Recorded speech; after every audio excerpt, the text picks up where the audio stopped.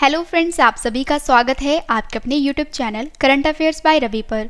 आज मैं आपके लिए 9 अप्रैल 2021 के करंट अफेयर्स के मोस्ट इंपॉर्टेंट क्वेश्चंस इस वीडियो में लेकर आई हूं। और अगर आप किसी भी एग्जाम की तैयारी कर रहे हो, ये वीडियो आपके लिए काफ़ी ज़्यादा इंपॉर्टेंट रहने वाली है।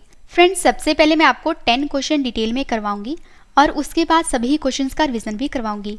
और लास्ट में मैं आपसे कल वाले क्वेश्चन का टेस्ट लूँगी और टेस्ट वाले क्वेश्चन के जो आंसर हैं वो आपको रिवाइज भी करवाऊंगी। और फ्रेंड्स, जो आज की वीडियो है ये डार्क मोड पे है, क्योंकि डार्क मोड से आइस पे कोई भी साइड इफेक्ट नहीं पड़ता है। तो चलिए स्टार्ट करते हैं फर्स्ट क्वेश्चन से। फर्स्ट क्वेश्चन है हमारा, संसदीय कार्य मंत्रालय के नए सचिव कौन बने हैं? सही आंसर है ऑप्शन ए, ज्ञानेश कुमार। तो फ्रेंड्स, आपको याद रखना है कि संसदीय कार्य मंत्रालय के नए सचिव बने हैं जिनका नाम है ज्ञानेश कुमार। फ्रेंड्स, अब मैं आपको भारतीय संसद के बारे में कुछ इंपॉर्टेंट पॉइंट्स बता देती हूँ और ये सभी इंपॉर्टेंट क्वेश्चंस हैं, आप इनको नोट कर लीजिए। फ्रेंड्स, अगर आपसे एग्जाम में पूछा जाए कि भारत की संसद के कितने सदन हैं, आपका आंसर होगा 2। और ये 2 कौन कौन से हैं वो भी जान लीजिए। एक है लोकसभा और दूसरा राज्यसभा। अगर आपसे एग्जाम में पूछा जाए कि संसद के निचले सदन को क्या कहते हैं, तो आपका आंसर होगा लोकसभा। और संसद के ऊपरी सदन को क्या कहते हैं, तो आंसर है राज्यसभा। फ्रेंड्स, अगर आपसे एग्जाम में पूछा जाए कि संसद के कितने अंग हैं, तो आपका आंसर होगा 3। और ये 3 कौन कौन से हैं वो भी जान लीजिए। एक है लोकसभा, दूसरा राज्यसभा और तीसरा राष्ट्रपति। अगर आपसे एग्जाम में पूछा जाए कि संविधान के किस अनुच्छेद में भारत की संसद के बारे में बताया गया है, आपका आंसर होगा अनुच्छेद 79 में। संविधान के किस अनुच्छेद में लोकसभा के बारे में बताया गया है, आंसर है अनुच्छेद 81 में। और अगर आपसे एग्जाम में पूछा जाए कि संविधान के किस अनुच्छेद में राज्यसभा के बारे में बताया गया है, तो आपका आंसर होगा अनुच्छेद 80 में। अगला क्वेश्चन है, भारत के संविधान में संसदीय प्रणाली किस देश के संविधान से ली गई है? आंसर है ब्रिटेन से। और फ्रेंड्स, ये क्वेश्चन काफ़ी बार एग्जाम में पूछा गया है। लोकसभा में सदस्यों का कार्यकाल कितना होता है? आंसर है 5 वर्ष। अगर आपसे एग्जाम में पूछा जाए कि लोकसभा का सदस्य बनने के लिए न्यूनतम आयु कितनी होनी चाहिए, तो आंसर है 25 वर्ष। फ्रेंड्स, अगर आपसे एग्जाम में पूछा जाता है कि लोकसभा में अधिकतम सदस्यों की संख्या कितनी होती है, तो आपका आंसर होगा 552। और वर्तमान में कितनी है ये भी आपने याद रखना है, तो वर्तमान में 545 है।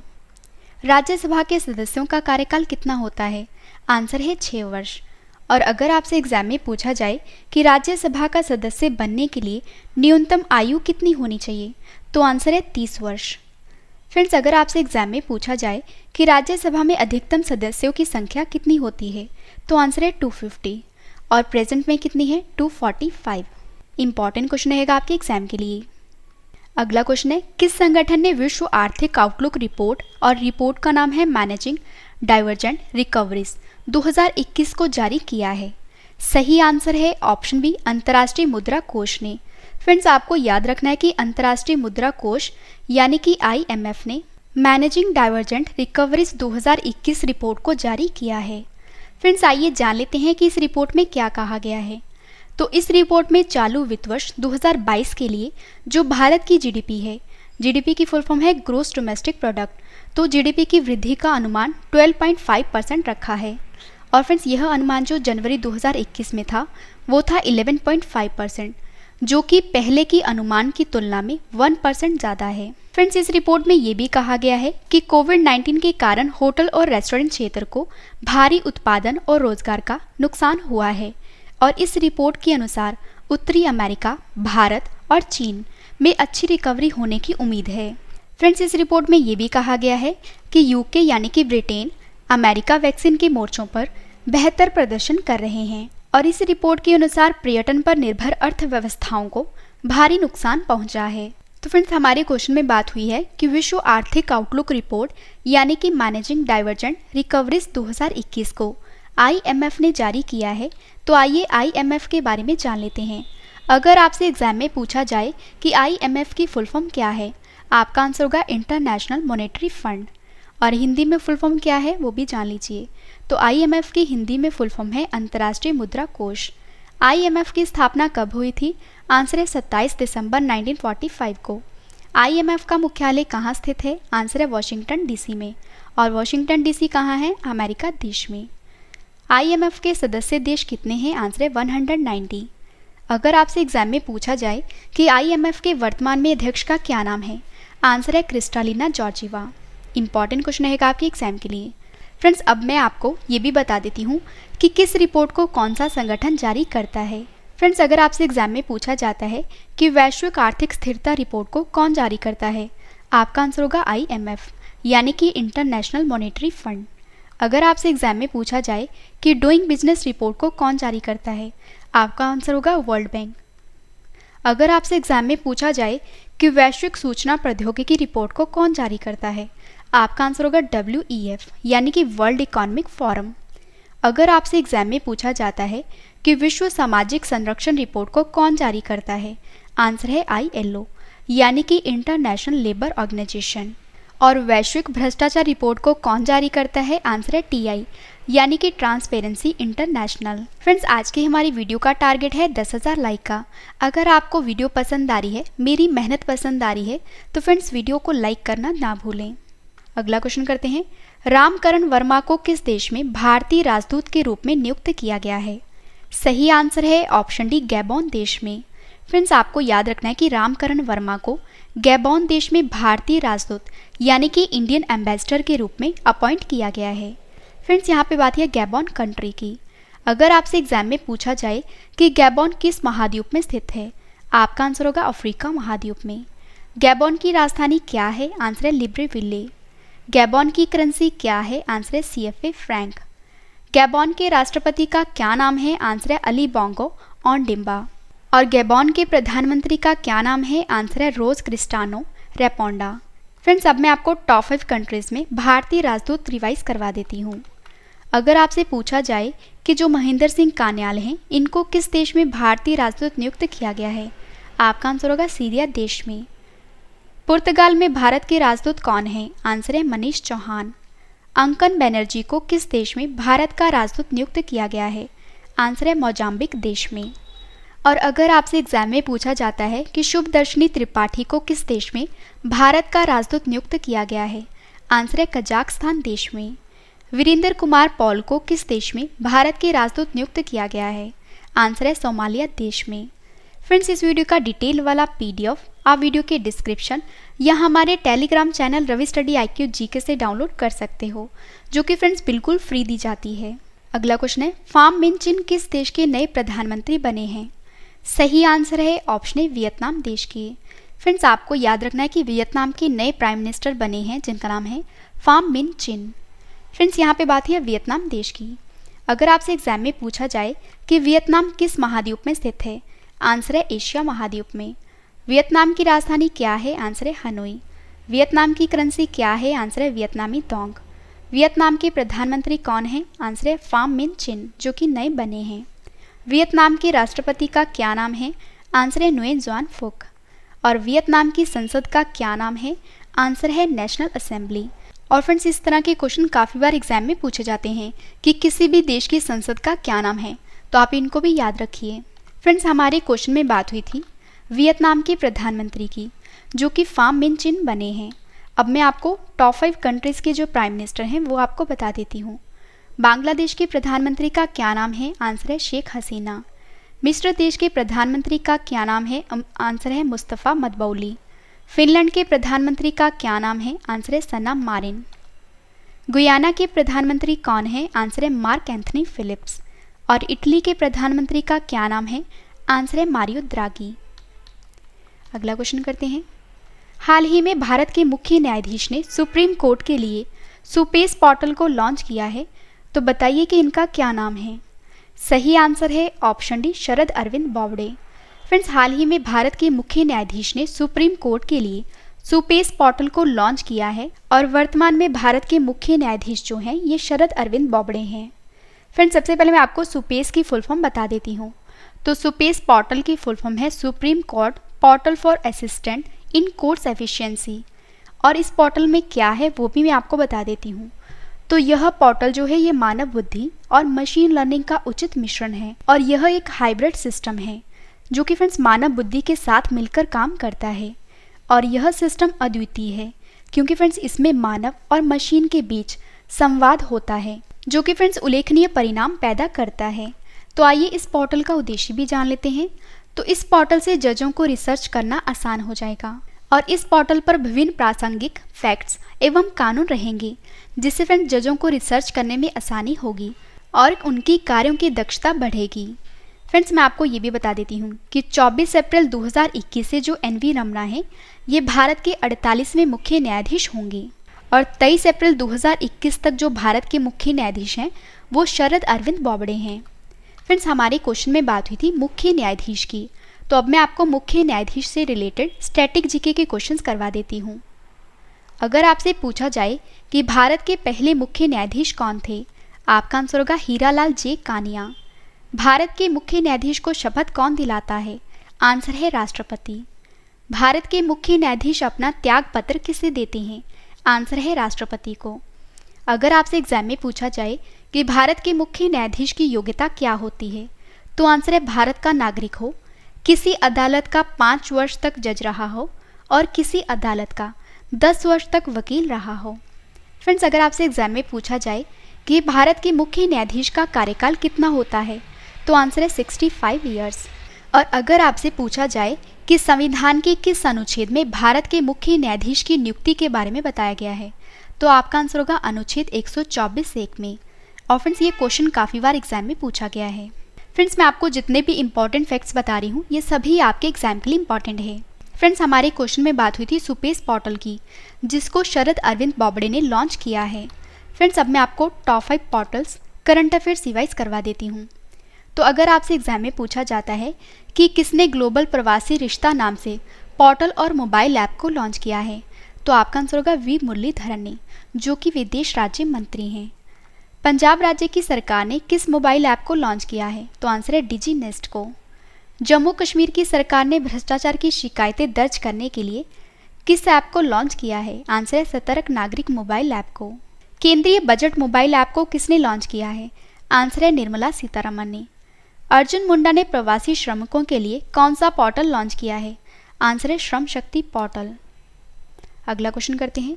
मौद्रिक नीति समिति की बैठक में आरबीआई ने रेपो रेट को कितने प्रतिशत पर बरकरार रखा है, सही आंसर है ऑप्शन ए 4% पर। तो फ्रेंड्स मौद्रिक नीति समिति की बैठक में आरबीआई ने यानी कि रिजर्व बैंक ऑफ इंडिया ने रेपो रेट को 4% पर बरकरार रखा है। फ्रेंड्स सबसे पहले मैं आपको रेपो रेट के बारे में बता देती हूँ कि रेपो रेट क्या है। तो फ्रेंड्स मैं आपको बता दूं कि जब हमें पैसों की ज़रूरत हो और अपना बैंक अकाउंट खाली हो तो हम बैंक से कर्ज लेते हैं और इसके बदले में हम बैंक को ब्याज चुकाते हैं। और इसी तरह ही जब भी बैंक को अपनी ज़रूरत या रोज़मर्रा के कामकाज के लिए काफ़ी रकम की ज़रूरत पड़ती है तो इसके लिए जो बैंक हैं ये भारतीय रिजर्व बैंक से यानी कि आरबीआई से कर्ज को लेते हैं। और फिर जो बैंक हैं वो जिस भी लोन पर रिजर्व बैंक को जिस दर पर ब्याज चुकाते हैं उसे ही रेपो रेट कहा जाता है। फ्रेंड्स अब मैं आपको आरबीआई मौद्रिक नीति के बारे में भी बता देती हूँ। तो जो आरबीआई की मौद्रिक नीति है ये एक टूल है जिसके जरिए केंद्रीय बैंक बाजार में मुद्रा की आपूर्ति को नियंत्रित करता है। और सबसे इम्पॉर्टेंट पॉइंट है कि मौद्रिक नीति तय करती है कि रिजर्व बैंक किस दर पर बैंकों को कर्ज देगा और किस दर पर उन बैंकों से वापस लेगा। फ्रेंड्स अब मैं आपको बता देती हूँ कि भारतीय रिजर्व बैंक ने यानी कि आरबीआई ने हाल ही में मौद्रिक नीति समिति की बैठक में अपनी नई क्रेडिट पॉलिसी का ऐलान कर दिया है और केंद्रीय बैंक ने ब्याज दरों में कोई बदलाव नहीं किया है। फ्रेंड्स आरबीआई की ओर से ऐलान किया गया है कि जो रेपो रेट है वो 4% पर बरकरार है और वहीं जो रिवर्स रेपो रेट है ये 3.35% है। फ्रेंड्स यहाँ पे बात है आरबीआई की, तो मैं आपको बता दूं अगर आपसे एग्जाम में पूछा जाए कि भारत में जितने भी बैंक होते हैं उन्हें कौन रेगुलेट करता है, आपका आंसर होगा आरबीआई। आरबीआई की फुल फॉर्म क्या है, आंसर है reserve bank of India. Reserve bank of India की स्थापना कब हुई थी, आंसर है 1 अप्रैल 1935 को। फ्रेंड्स अगर आपसे एग्जाम में पूछा जाता है कि आरबीआई बैंक की स्थापना किस अधिनियम के प्रावधानों के अनुसार 1 अप्रैल 1935 को हुई थी, आपका आंसर होगा भारतीय रिजर्व बैंक अधिनियम 1934 के अनुसार। आरबीआई का मुख्यालय कहाँ स्थित है, आंसर है महाराष्ट्र के मुंबई में। फ्रेंड्स ये क्वेश्चन काफ़ी बार एग्जाम में पूछा गया है। आरबीआई के वर्तमान में गवर्नर का क्या नाम है, आंसर है शक्तिकांत दास। बैंकों का बैंक किसे कहा जाता है, आंसर है आरबीआई को। भारतीय रिजर्व बैंक का राष्ट्रीयकरण कब किया गया था, आंसर है 1 जनवरी 1949 को। अगर आपसे एग्जाम में पूछा जाए कि भारतीय रिजर्व बैंक के पहले अंग्रेजी गवर्नर कौन थे? आंसर है सर ऑसबॉर्न। अगर आपसे एग्जाम में पूछा जाए कि भारतीय रिजर्व बैंक के पहले भारतीय गवर्नर कौन थे? आंसर है सीडी देशमुख। अगर आपसे एग्जाम में पूछा जाए कि भारतीय रिजर्व बैंक के प्रतीक चिन्ह में किस वृक्ष को चित्रित किया गया है, तो आपका आंसर होगा ताड़ के वृक्ष को। और अगर आपसे एग्जाम में पूछा जाता है कि भारतीय रिजर्व बैंक के प्रतीक चिन्ह में किस टाइगर को चित्रित किया गया है, तो आपका आंसर होगा रॉयल बंगाल टाइगर को। फ्रेंड्स, अगर आपसे एग्जाम में पूछा जाता है कि भारतीय रिजर्व बैंक के गवर्नर की नियुक्ति कौन करता है, आंसर है प्रधानमंत्री। फ्रेंड्स, ये क्वेश्चन भी काफ़ी बार एग्जाम में पूछा गया है, तो आप इसको भी नोट कर लीजिए। अगर आपसे एग्जाम में पूछा जाता है कि शुरुआत में आरबीआई का केंद्रीय कार्यालय स्थापित कहाँ किया गया था, तो आंसर है कोलकाता में। और अगर आपसे एग्जाम में पूछा जाए कि किस वर्ष आरबीआई का केंद्रीय कार्यालय जो है, इस कार्यालय को स्थायी रूप से मुंबई में ट्रांसफ़र कर दिया गया था, आपका आंसर होगा 1937 में। फ्रेंड्स, मैं आपको छोटी सी इन्फॉर्मेशन देना चाहूँगी कि फ्रेंड्स हमारी जैन, फेब और मार्च की करंट अफेयर्स की ई बुक लॉन्च हो गई है। अगर आप किसी भी एग्जाम की तैयारी कर रहे हो, यह ई बुक आपके लिए काफ़ी यूज़फुल रहेगी और जो लिंक है वो वीडियो के डिस्क्रिप्शन में दिया गया है, आप वहाँ से खरीद सकते हो। अगला क्वेश्चन करते हैं। अप्रैल 2021 में फोर्ब्स द्वारा जारी वर्ल्ड बिलियनर्स लिस्ट में कौन टॉप पे रहे हैं? सही आंसर है option B, Jeff Bezos. Friends, आपको याद रखना है कि जो जेफ बेजोस हैं, ये अप्रैल 2021 में फोर्ब्स द्वारा जारी वर्ल्ड बिलियनर्स लिस्ट में नंबर 1 पर रहे हैं। फ्रेंड्स, अब मैं आपको ये भी बता देती हूँ कि जो जेफ बेजोस हैं, ये लगातार चौथे साल दुनिया के सबसे अमीर व्यक्ति बने हैं। फ्रेंड्स, अब मैं आपको फोर्ब्स द्वारा जारी वर्ल्ड बिलियनर्स लिस्ट में टॉप 3 के नाम बता देती हूँ। तो फर्स्ट पर जेफ बेजोस हैं, जो कि अमेजोन के मालिक हैं। सेकंड पर एलन मस्क हैं, जो कि स्पेसएक्स और टेस्ला के मालिक हैं।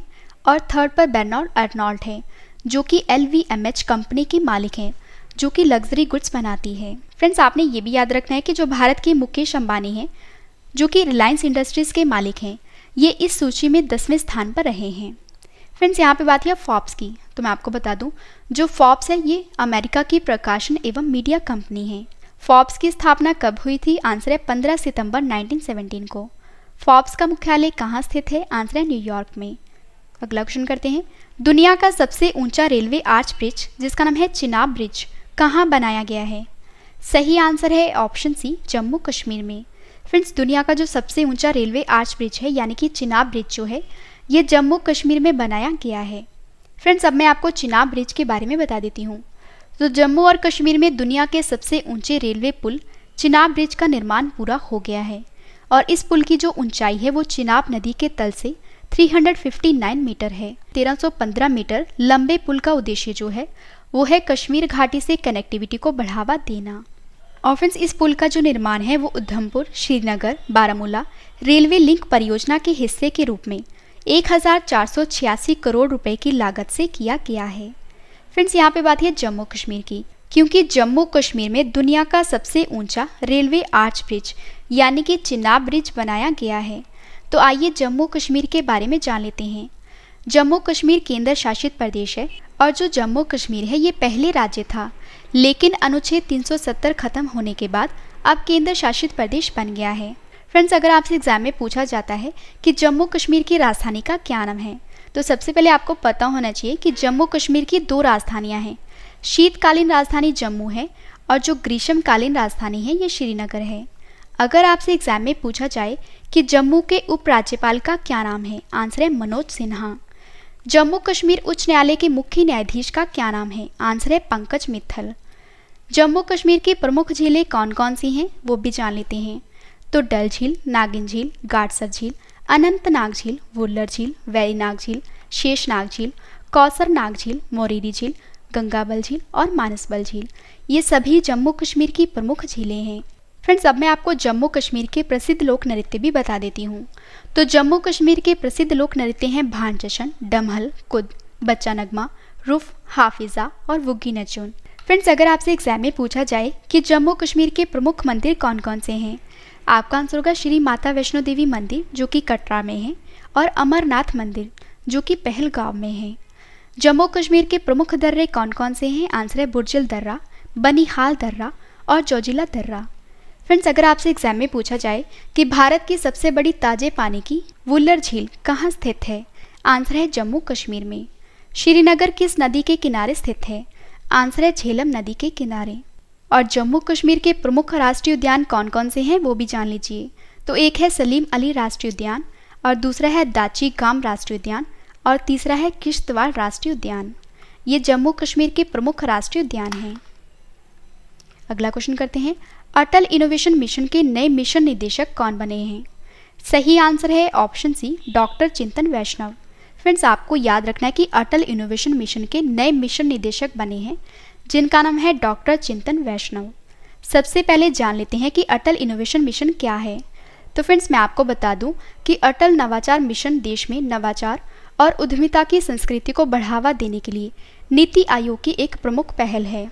और फ्रेंड्स, आपको याद होगा कि इसी मिशन के तहत अटल टिंकरिंग लैब का निर्माण किया गया था। और अटल टिंकरिंग लैब की स्थापना का जो मुख्य उद्देश्य था वो था युवाओं को ऐसा कौशल प्रदान करना और उन्हें उस प्रौद्योगिकी तक पहुंच प्रदान करना है जो कि फ्रेंड्स उन्हें समाधान प्रस्तुत करने में सक्षम बनाएगी।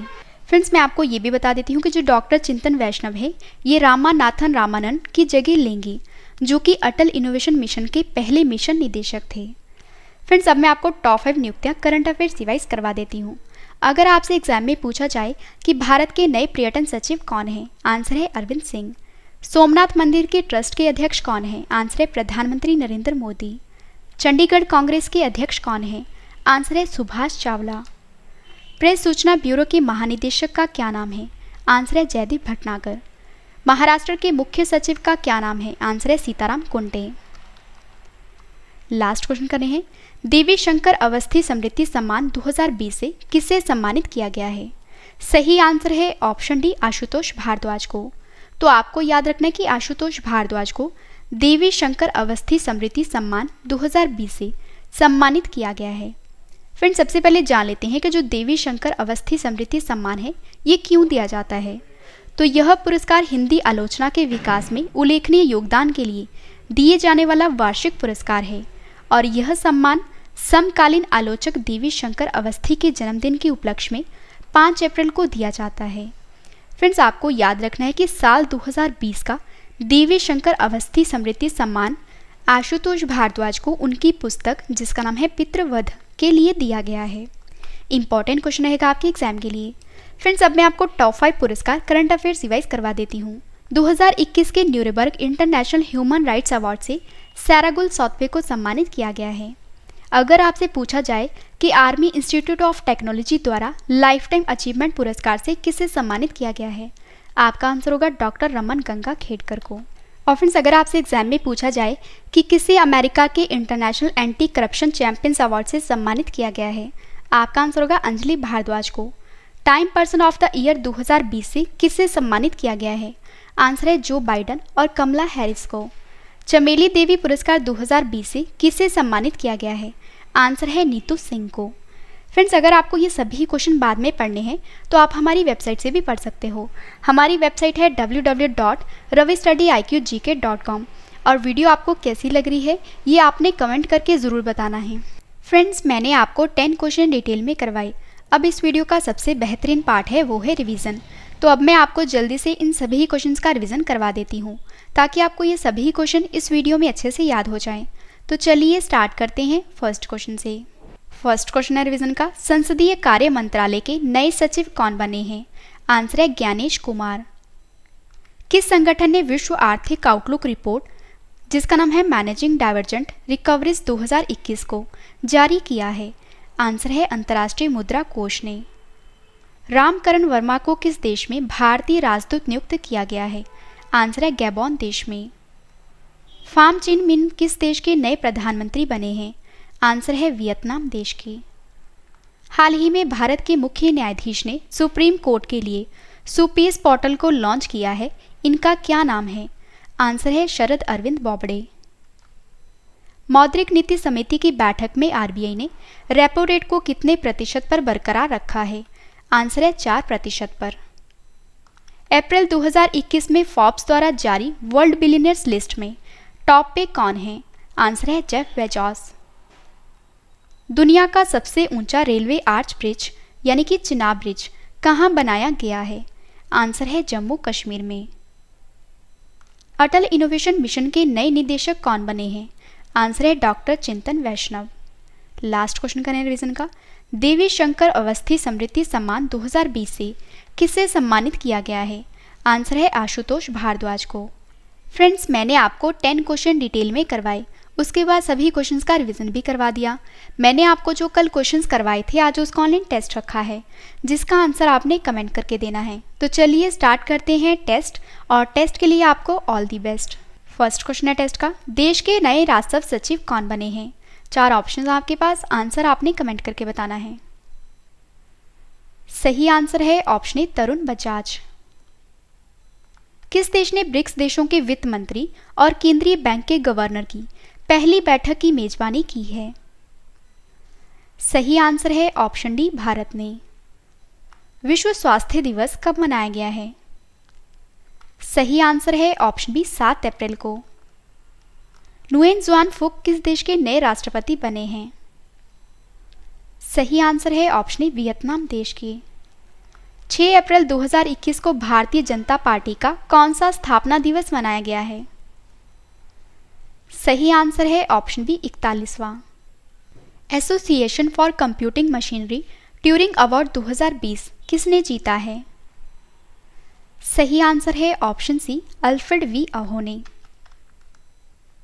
विश्व बैंक और AIIB ने किस राज्य में 300 मिलियन अमेरिकी डॉलर की नहर आधारित पेयजल परियोजना के लिए ऋण को मंजूरी दे दी है? सही आंसर है ऑप्शन बी पंजाब राज्य में। टेनिस चैंपियनशिप मियामी ओपन 2021 में पुरुष सिंगल का खिताब किसने जीता है? सही आंसर है ऑप्शन ए ह्यूबर्ट हरकच ने। BCCI भ्रष्टाचार निरोधक इकाई के नए प्रमुख कौन बने हैं? सही आंसर है option A Shabir Hussain Shekhadam Khandwala. Last question करें टेस्ट का, E9 शिक्षा मंत्रियों की बैठक में भारत की तरफ से कौन शामिल होंगे? सही आंसर है ऑप्शन ए संजय धोत्रे। फ्रेंड्स, मैंने आपको मोस्ट इंपॉर्टेंट 10 करंट अफेयर्स के क्वेश्चन डिटेल में करवाए, उसके बाद सभी क्वेश्चंस का रिवीजन भी करवा दिया और कल वाले क्वेश्चंस का टेस्ट भी ले लिया। उम्मीद करती हूँ वीडियो आपको पसंद आई होगी। वीडियो को लाइक करें और कमेंट करके भी ज़रूर बताएं कि वीडियो आपको कैसी लगी। तो मिलते हैं नेक्स्ट वीडियो में। Thank you and wish you all the best.